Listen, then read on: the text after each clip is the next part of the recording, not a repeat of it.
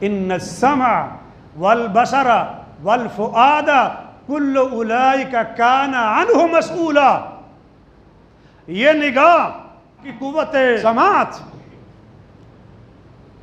آپ کے کانوں کے بارے میں پوچھا جائے گا، کیا سنتے رہے، کیا دیکھتے رہے.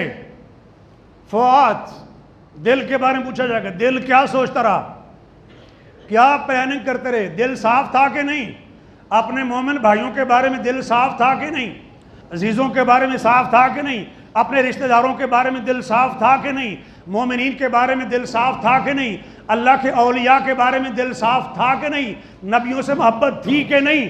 علی ھذا القیاس جہاں جہاں دل صاف ہونا چاہیے تھا وہ تھا کہ نہیں.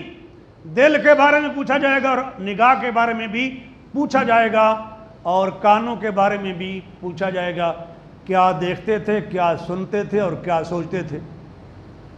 کل اولئک کان عنہ مسئولا. یہ بعض پرس کا تصور ہے کہ ہر ایک چیز کے بارے میں سوال کیا جائے گا. مسئولیت ہے، جواب دہی ہے، امانت کی ادائیگی، یہ ضروری ہے. جو بھی آپ کے ذمہ کام لگایا گیا ہے اس کو پورا کرنا ضروری ہے. قرآن کہتا ہے یا ایھا الذین آمنوا لا تخونوا اللہ والرسول وتخونوا اماناتکم وانتم تعلمون. اے ایمان والو، اللہ سے خیانت نہ کرو، اللہ کے رسول سے خیانت نہ کرو اور نہ مومنوں سے خیانت کرو جب کہ تم جانتے ہو. کیا مطلب؟ بعض دفعہ بندے سے کمی کوتاہی ہو جاتی ہے، کوئی خیانت ہو جاتی ہے لیکن اسے پتہ نہیں ہوتا، وہ سمجھتا ہے کہ وہ ایمانداری سے کام کر رہا ہے، جذبے سے کام کر رہا ہے، لیکن کسی نالائکی کی وجہ سے، کم علمی کی وجہ سے یا صلاحیت کے کم ہونے کی وجہ سے اس سے کوئی کام گڑبڑ ہو گیا.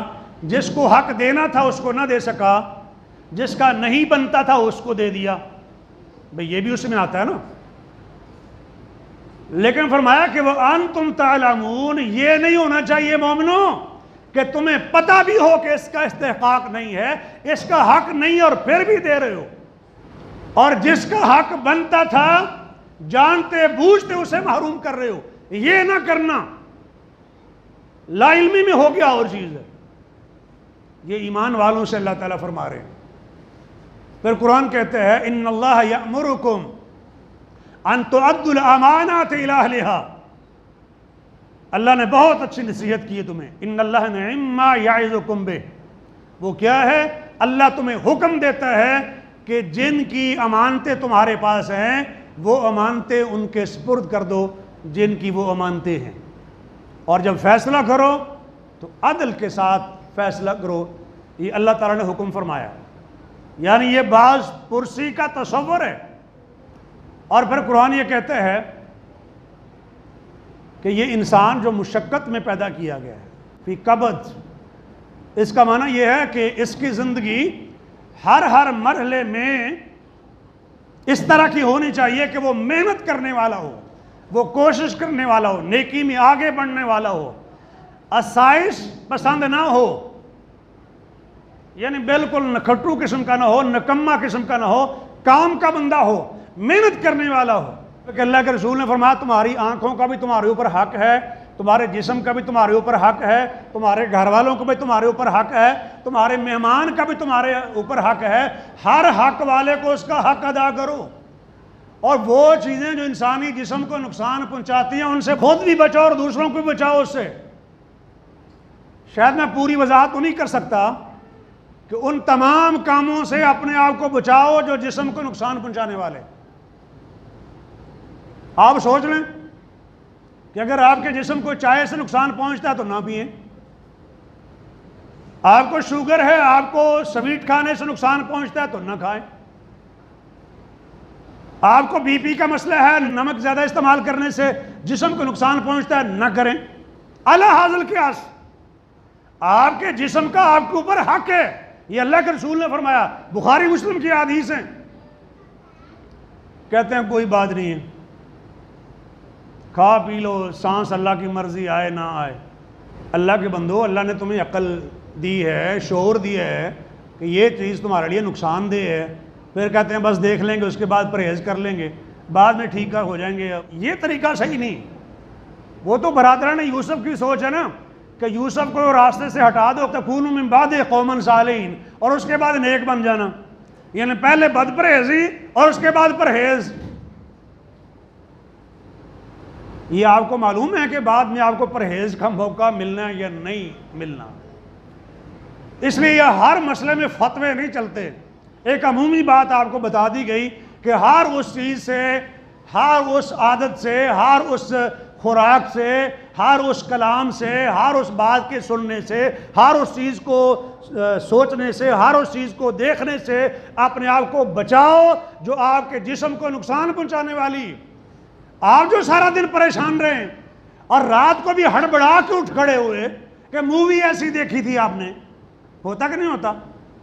پھر مولویوں کے پاس لے کے آتے ہیں، مولوی صاحب دم کر دو، بچہ وہ ڈر کے اٹھ پڑتا ہے. تو دیکھتا کیا رہا ہے؟ تو ڈرے گا نا. گھر میں کوئی بندوبست کیا ہے کہ شیاطین کو بھگانے کا کہ نہیں؟ کہ شیاطین جو ہے وہ ننگے ناچ رہے ہیں گھر کے اندر اور اس کے بعد بچے ڈر رہے ہیں جی دم کر دینا. تو مسئلہ یہ ہے کہ جو چیزیں نقصان پہنچانے والی ہیں، وہ جسم کو نقصان پہنچانے والی ہوں یا روح کو نقصان پہنچانے والی ہوں، ان تمام نقصان دہ چیزوں سے اپنے آپ کو بچانا چاہیے. اس لیے کہ ایمان بھی اللہ کی نعمت ہے اور یہ جسم بھی اللہ کی نعمت ہے. آپ نے سوچا کبھی کہ اللہ فرماتے ہیں یعلم خائنۃ الاعین وما تخفی الصدور، وہ اللہ آنکھوں کی خیانت کو بھی جانتا ہے اور جو دلوں میں مخفی چھپا ہوا ہے وہ اسے بھی جانتا ہے. آنکھوں کی خیانت کیا ہے جی؟ یہاں تو لوگ کہتے ہیں میرا جسم میری مرضی. بھئی جب آنکھیں تیری ہیں تو جیسے مرضی دیکھو، جہاں مرضی دیکھو، آنکھیں پھاڑ پھاڑ کے دیکھو یا احترام کی نگاہوں سے نگاہوں کو جھکا کے دیکھو. یہ کیفیت ہے نا، میرا جسم میری مرضی. تو قرآن یہ کہتا ہے کہ اللہ آنکھوں کی خیانت کو بھی جانتا ہے. آنکھیں تیری تھی تو خیانت کہاں سے آ گئی؟ نکتہ ہے. خیانت تو تبھی ہوگی جب آنکھیں ہماری اپنی نہ ہوں. میری آنکھیں ہیں نا تو میری چیز ہے کہ میں جیسے مرضی استعمال کروں، خیانت والا تو سوال ہی پیدا نہیں ہوتا نا.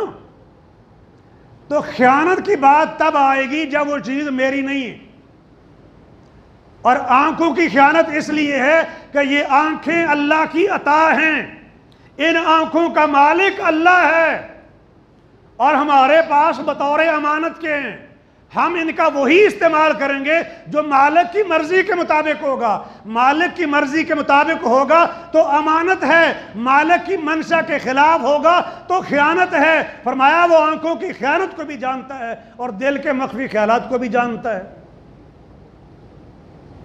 اور دل کے خیالات بھی اگر متغیر ہوں، جان بوجھ کے بری سوچ اور ارادہ پیدا کریں، اس کے بارے میں بھی پوچھا جائے گا. ہاں وہ چیز مستثنی ہے جو غیر اختیاری ہو. ایسے بعض برے برے خیالات آتے ہیں نا. ایک صاحب کھڑا تھا آپ کے پاس، دوستی تھی، دل چاہا دو لگا دو اس کو. میں دل کے خیالات کی بات کر رہا ہوں. آیا نا خیال؟ حالانکہ آپ نے اعوذ باللہ پڑھا کہ میرا تو بڑا جگری دوست ہے، فاسٹ فرینڈ ہے، گہرا دوست ہے، کیا کہتے ہیں لگوٹیا یار ہے، تو میں تو اس کے بارے میں ایسا سوچ بھی نہیں سکتا. اعوذ باللہ من الشیطان الرجیم. یہ خیال کیسے میرے دل میں آ گیا؟ اب اس خیال کے بارے میں بحث پرس ہوگی کہ نہیں؟ نہیں ہوگی. اس لیے نہیں کہ یہ غیر اختیاری ہے، یہ اختیار میں نہیں تھا. ایسے ایسے خیالات بعض آ جاتے ہیں نا، وہ کسی کے بارے میں بھی ہوں، وہ انسانی شہوات سے متعلق ہوں، قوت طاقت کے غلط استعمال سے متعلق ہوں، یا کسی کے مال دبانے کے لیے ہوں، کسی بھی اعتبار سے معمولی سے ایسا خیال آ جانا، اس پر باز پرس نہیں ہوگی جب تک کہ آدمی پختہ ارادہ نہ کرے یا اس کو عملی جامہ نہ پہنائے. بلکہ اگر یہ خیال آیا ہے تو ذہن سے نکال دیں، اللہ آپ کے نامہ اعمال میں نیکی لکھ دے گا. اور شاید اس طرح کے خیالات لا کر اللہ تعالیٰ ہماری نیکیوں میں اضافہ فرماتے ہیں کہ برا خیال آیا غیر اختیاری طور پر، اس نے برے خیال کو نکال دیا ہے، میرے فرشتوں لکھو اس کے نام ایک نیکی۔ اگر نیکی کا خیال آیا ہے تو نیکی لکھ لو، اس کی ہے یا نہیں کی، اور اگر کر لے تو 10 لکھ لو۔ پھر اللہ خلوص کے مطابق اس کو بڑھاتا رہتا ہے۔ عرض کر رہا ہوں کہ ذمہ داری کا احساس بعض پرس ہوگی۔ قرآن نے یہ کہا کہ ذرہ برابر نیکی ہوگی تو انسان اس کو دیکھ لے گا، ذرہ برابر برائی ہوگی تو اس کو بھی دیکھ لے گا، ہر چیز تو سامنے آ جائے گی۔ پھر معمولی سے معمولی خیانت بھی جب سامنے آ جائے گی تو انسان ظاہر ہے جب تک اس کا ازالہ نہیں کرے گا چھوٹنے والا نہیں ہے، خاص کر اگر معاملے کا تعلق حقوق العباد سے ہے، نیکیاں دے کر چھوٹے گا، ورنہ اور کوئی راستہ نہیں ہے۔ اور اگر نیکیاں ختم ہو گئی فیصلہ ہونے سے پہلے تو مظلوموں کے گناہ لے کر، جن کے حقوق میں اس نے خیانت کی تھی ان کے گناہ لے کر اس پر ڈال دیے جائیں گے، ثم طرح فی النار، پھر اس کو جہنم میں پھینک دیا جائے گا۔ تو یہ امانت و دیانت کا معاملہ بڑا حساس ہے۔